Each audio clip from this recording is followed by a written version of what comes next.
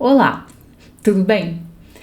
Eu sou Arlete, escritora e editora do canal LB, Letras Brasilis, e no episódio de hoje nós vamos conversar sobre a leitura, né? Eu sei que nessa altura já saiu correndo, mas me dá só um minutinho. Eu quero explicar para vocês por que a leitura é fundamental no processo, no aprendizado da escrita criativa. Tá? Então, tem gente que acha que não precisa ler e que não vai poder passar em branco, mas não é verdade.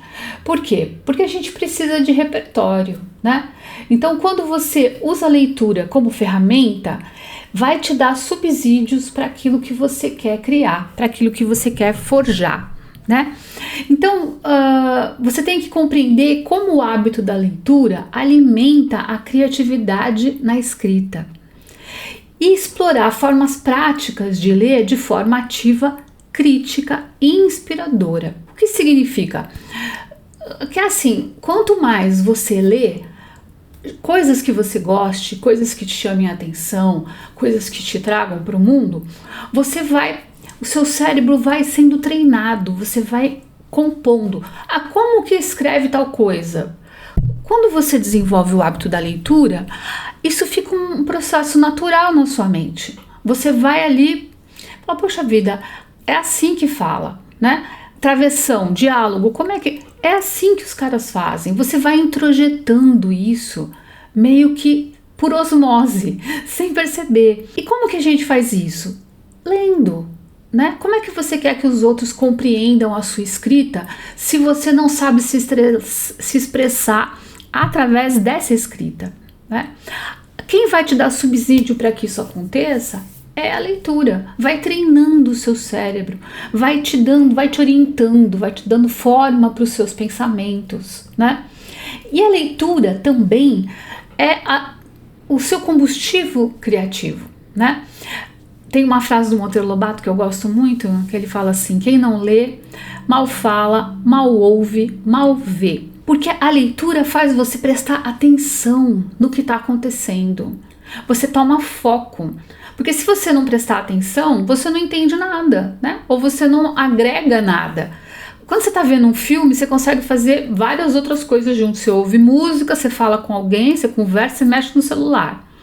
Agora, quando você está lendo um livro, ou você presta atenção no que você está fazendo, ou é pura perda de tempo, porque quando você fechar o livro, você nem lembra mais do que o cara estava falando, né? O que estava acontecendo ali.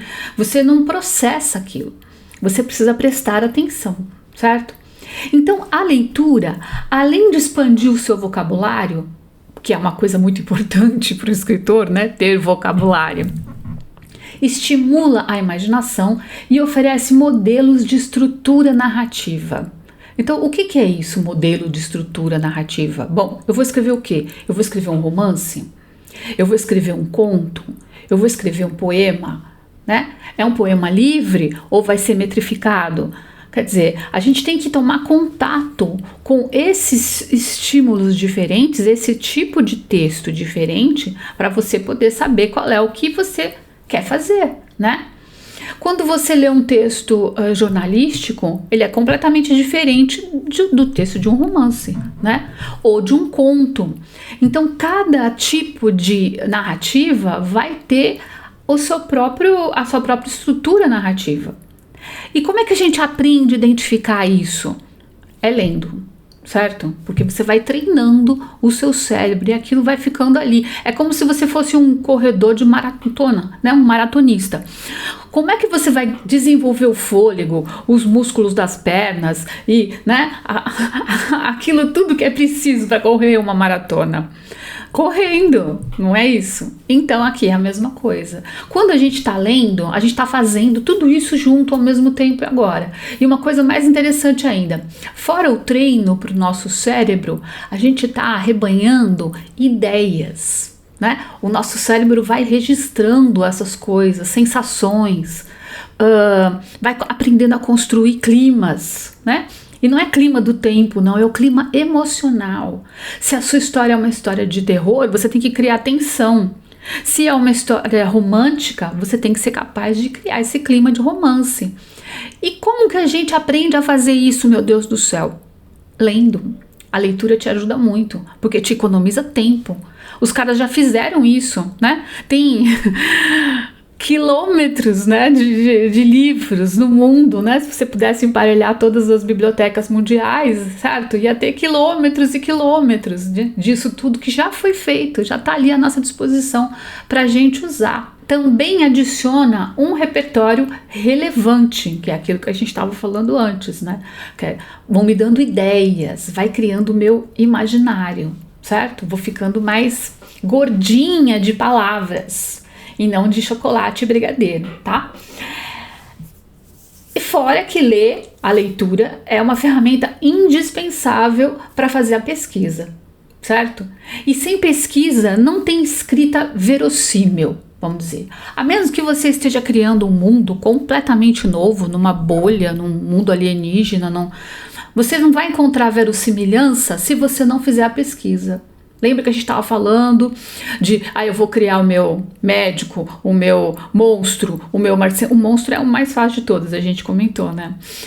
O meu marceneiro, né? O meu pedicure, o meu cientista. À medida que você vai sofisticando o seu texto, os seus personagens, você vai precisar de pesquisa para embasar.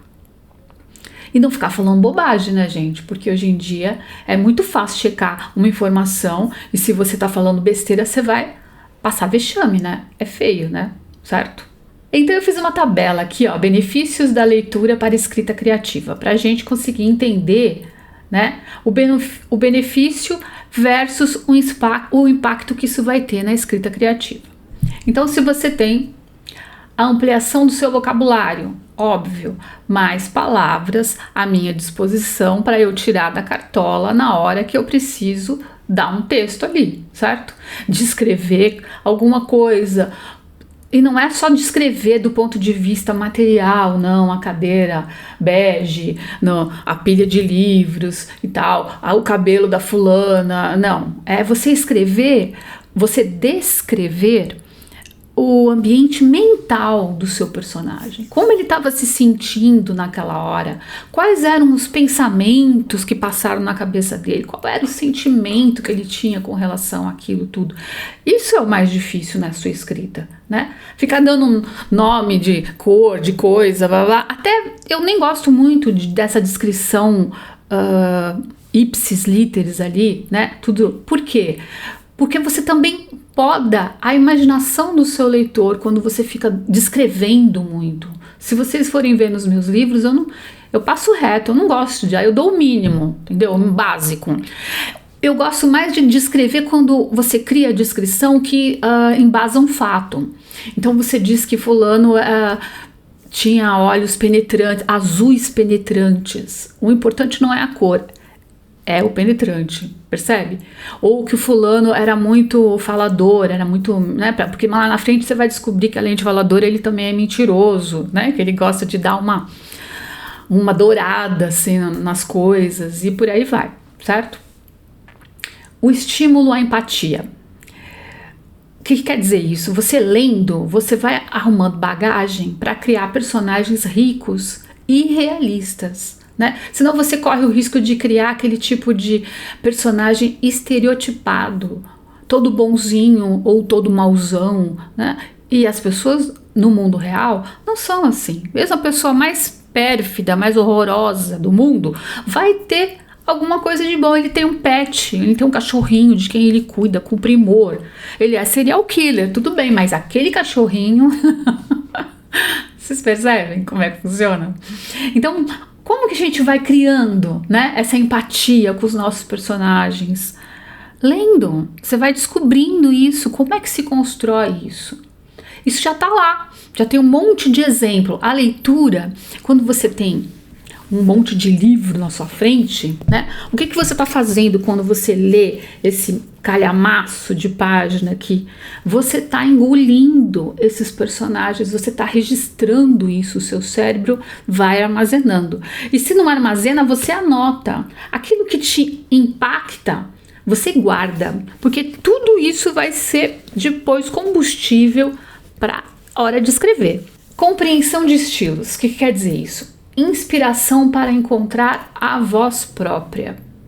Isso é muito importante, né, gente? Por quê? Quando você lê o Arthur Conan Doyle, né, o dono do Sherlock Holmes, o inventor do Sherlock Holmes, ou você lê um King, ou você lê um Machado de Assis, certo?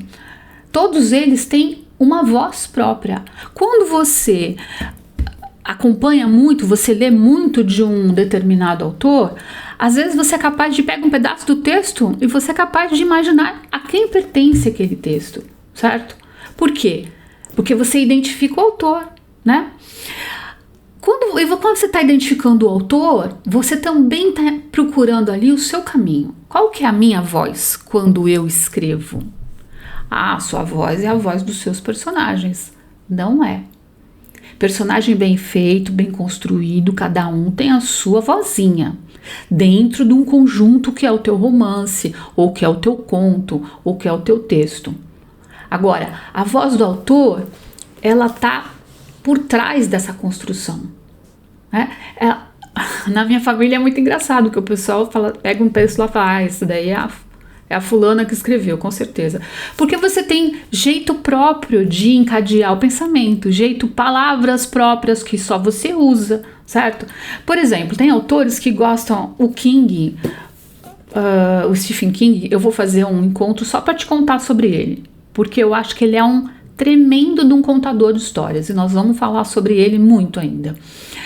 Então você pega muitos autores, eu faço essa experiência, viu, gente? Eu compro autor que eu sei que tá plagiando King e vou lá ler, para ver se pegou, né, de vez, assim. E é impressionante, você percebe o plágio, mas você sabe que não é ele, tá? Por quê? Pequenos detalhes, uma falta assim de charme, e muitas vezes, ou um atrevimento que o King tem e que o cara que está copiando, na sua insegurança, não tem, porque ele não é o King, entendeu? O Machado é um outro autor, o próprio Arthur Conan Doyle tem um estilo ímpar que você, né, percebe de imediato, até no jeito de formatar a história, na construção. Então, agora, nada impede que a gente vá pegando um pouquinho de cada um pouquinho do Arthur, um pouquinho do King, um pouquinho do Machado, e através desse palavrório todo, dessa sopa de letrinhas, a gente vai construindo o nosso imbróglio, entendeu? A nossa voz, a partir disso. Sim, tem uma coisa muito interessante que o King fala no livro dele sobre a escrita, que nós vamos falar muito sobre ele um dia aí, que é o seguinte, você vai lendo, né? Chega uma hora que você sente um estalo e você fala, isso aí eu podia fazer melhor. Quando você ouve esse estalo dentro da sua cabeça que diz, eu podia ter feito melhor, aí você viu a luz no fim do túnel, entendeu? Porque você percebeu que você também é capaz de fazer, que você dava um fim melhor para aquela história, que você matava aquele personagem com mais, né, galhardia, enfim, né, mil coisas que você podia fazer melhor, mas que você consegue falar, isso aí eu fazia melhor. Aí é a hora de, né, tá madura a sua escrita, vamos dizer assim. Então, a exposição a estruturas, voltando para a nossa tabela aqui, o benefício, que é a capacidade de construir enredos coerentes e cativantes. Isso é básico, né, gente? Porque também não adianta você querer copiar Deus de todo mundo e depois fazer uma escrita que não tem pé nem cabeça, que não concatena, que não cativa. E o que é cativar o seu leitor? Você tem que construir empatia com ele, né? O que é empatia? Empatia é a capacidade de se colocar no lugar do outro. Quando você não tem empatia pelo teu próximo, pelo teu personagem, como é que você vai convencer o seu leitor daquela história que você está contando, certo? Então isso é imprescindível, eu diria, tá?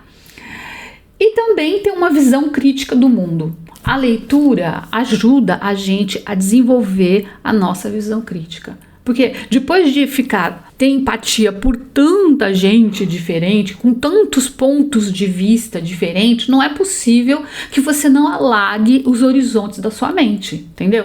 Então, uma mente que era assim, né, de repente vai expandindo, vai ficando maior, vai ficando grande, vai crescendo. E aí você todo cresce. E quando você tá bem gordinho de palavras, aí é a hora de derrubar tudo no papel. Vamos falar rapidinho aqui, ó, dos tipos de leitura para estimular a criatividade. Então tem muita leitura, né, gente? Zilhões de livros e tal. Literatura de ficção, que é o que a gente chama de romance, contos, poesia, biografias e memórias, certo? Eu gosto muito de biografia, adoro biografia porque eu cheguei à conclusão que nada do que a gente inventa é mais poderoso do que a vida das pessoas, a vida real. A gente faz um cenário pavoroso, uma coisa incrível e tal. Quando você vai ver, a vida do cara foi muito pior do que aquilo, entendeu? Quem não deixa de a gente mentir é o Nelson Rodrigues, certo? Que ele pegava as histórias dele das páginas dos jornais, ok? Porque tava lá, a vida real era muito mais impactante do que qualquer coisa que ele pudesse inventar da cabeça dele, ok? Crônicas e ensaios, certo? Textos de culturas diferentes, porque quando você lê texto, por exemplo, de um autor africano, ou de um autor hindu, ou de um autor japonês, você mergulha em outras culturas, você aprende um zilhão de coisas diferentes, inclusive formas de pensar diferentes dessa nossa, né, ocidental, cartesiana, né, branco-mundista, certo? Então você vai crescendo, alargando, ficando mais gordinho, seu universo se expande e os personagens agradecem, né? Obras que te tirem da sua zona de conforto, coisas que te instiguem, mesmo coisas que desafiem os seus preconceitos estéticos. Por exemplo, você não gosta de poesia, você tem implicância com poesia, então te desafio a ler os grandes poetas, né? E aí você, no meio disso tudo, quando você conseguir driblar o seu preconceito, você vai perceber ali que tinha um ouro ali que você ainda não tinha garimpado. Ah, não vai embora não, que eu vou mostrar a minha biblioteca favorita aqui de casa, tá? A gente tem várias estantes e eu vou mostrar uma delas para vocês. Fica aí mais um pouquinho. Dica para começar a leitura. Ai, mas eu tenho preguiça. Ai, eu pego no livro, me dá um sono horroroso, né? O que eu faço? Bom, a minha dica básica é: comece pelos contos, certo? Então pega aí uma coletânea de contos, ó, tudo isso aqui é conto. As Aventuras do Sherlock Holmes, As Memórias do Sherlock Holmes, isso aqui é do Arthur Conan Doyle, meu favoritão. Um outro favoritão ótimo, maravilhoso para fazer, o Stephen King, para leitura de contos, tá? Machado de Assis tem contos maravilhosos. Esse aqui, ó, esse livro eu comprei pela capa. Porque esse livro é lindo, né, gente? Olha isso. O livro é roxo, ó, tá vendo? Amarelo e roxo, com essa capa linda. E eu não tinha nenhuma série de contos do Machado, né? Tinha uns romances e tal.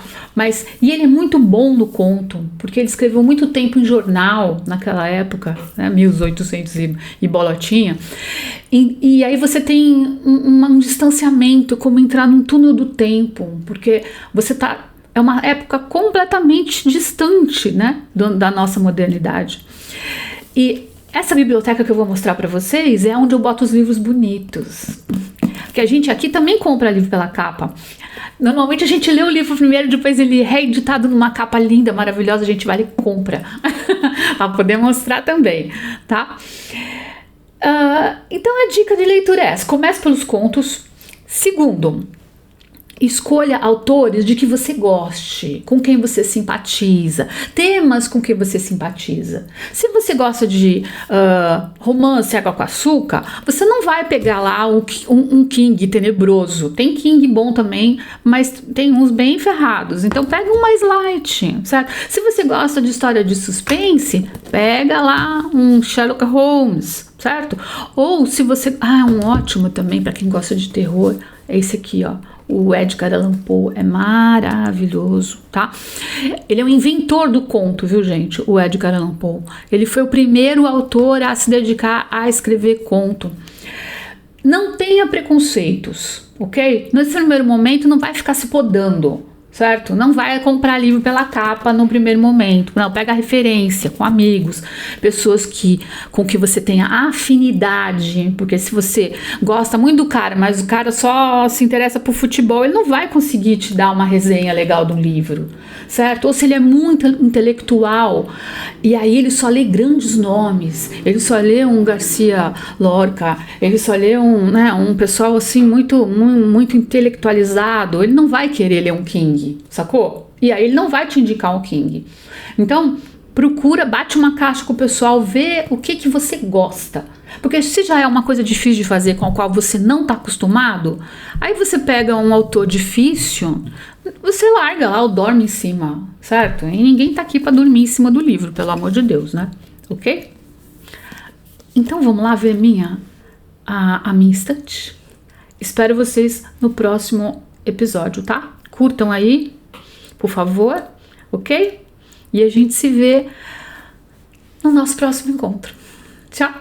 Essa aqui é a nossa estante de exibição, onde nós guardamos os livros que a gente quer mostrar. Os mais bonitos, os mais interessantes, que tem uma edição mais bem produzida, aqueles que têm capa dura, que estão, né, no capricho. Os livros, todos esses livros que estão aqui foram lidos, tá? Não é que a gente vai na livraria, compra os bonitão, não, taca aí e ninguém vai ler. Tudo que tá aqui foi lido. Se não foi lido por mim, foi lido pelo meu filho, que tem as duas amostragens. Por isso que você vai ter livros de fantasia, né? Livros históricos, porque eu, por exemplo, adoro um livro histórico. Então você vai ter, por exemplo, essa série dos egípcios, que eu amo de paixão, né? Tá vendo? É capa dura, então são fotos, é um livro lindo esse aqui, é uma coleção. Tem esse, né? E todos aqueles outros ali. E os históricos, isso aqui é um combo, uma caixa, também é capa dura, tá vendo? Esse aqui é a biografia do Winston Churchill. E aí você tem os do Follett, né? Essa aqui é uma série que eu amo também, o Kingmaker, bem legal, capa dura também, edição linda de Marais Dessy. Esse Duna, esse é do meu filho. O Rasputin, que é biografia. O Leonardo da Vinci, esse livro é maravilhoso, cheio de fotos e tal. Os Miseráveis, do Victor Hugo, também é capa dura, então é um livrão. Olha lá o tamanho dele, tá vendo? Ele é gordinho, ele é gigantesco. Então são todos assim. Aqui embaixo a gente tem os do Ken Follett. Eu sou muito fã do Ken Follett. Os históricos, bom, são todos históricos, né? E aqui a série do Hobbit, né? Como chama, filho, isso aqui? A série do Tolkien. Mas Anéis. O Senhor dos Anéis. Isso, também. É capa dura, edição linda, com fitilho e tal. O Conde de Monte Cristo, também capa dura, bem legal, bem lindo, de Marais Dessy. Aqui embaixo a gente vai encontrar os King. Eu adoro o King também, porque ele é um maravilhoso contador de histórias. Quem quer aprender a contar história, pode ler o King com tranquilidade. Vai aprender ali como é que faz um diálogo nota 10. Ali para baixo a gente vai encontrar os Martin, que também é assim, vocês sabem, né? Do Game of Thrones. Ele vai criar todo aquele mundo maravilhoso, com aquela colmeia de personagens incríveis, né? Aqui a gente tem os históricos também, a saga dos romanos, estão todos ali, em português e em inglês. E uma biografia do Stalin para terminar. Então essa é a nossa estante de exibição. A gente tem outras aqui em casa, também cheia de livros. Devagarzinho eu vou mostrando para vocês.